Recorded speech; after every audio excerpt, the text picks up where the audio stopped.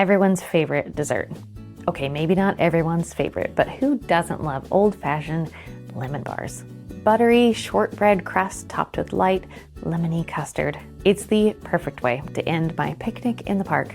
So I searched every vintage cookbook that I own looking for the perfect recipe. And of course, every single cookbook had a version. Interestingly enough, it was pretty much the same recipe repeated again and again. So I guess that means the perfect lemon bar recipe was perfected long ago, which is no surprise. I chose Juanita Bowden's recipe because she included lemon zest, and since I like my lemon bars extra lemony, I thought hers would be best. And it absolutely was. Simple, easy to make, and the ultimate crowd pleaser.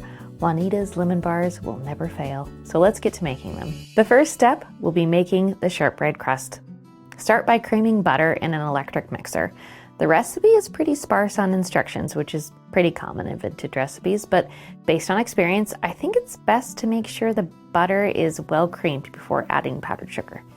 Whip it up a bit more before removing it from the mixer and adding flour. Mix the flour until blended, but don't worry if the dough is very crumbly and dry. It's supposed to be.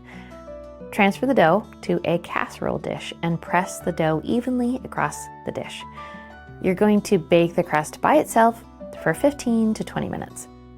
While it bakes, we will get the custard ready. Lightly beat eggs in a large mixing bowl and then add lemon juice and zest.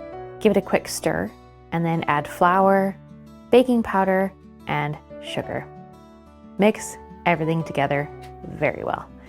The crust will be lightly golden brown around the edges, but not fully baked. So don't worry about testing it. Just pull it from the oven and pour the custard right over the hot crust. Pop it back in the oven for about 25 minutes. Lemon bar baking has to be one of the best smells in the world, so enjoy. Then you're done. Just that easy. After it cools, dust the top with powdered sugar for that iconic lemon bar look. If you dust it when it's hot, the steam might dissolve the powdered sugar, so make sure you wait. I am going to pack some up for my picnic, but I'm snagging a corner piece or two before I leave. Do you like the gooey centerpieces or the chewy edges like me? As always, I am so grateful Juanita shared her recipe in her community's cookbook so I could enjoy it so many years later.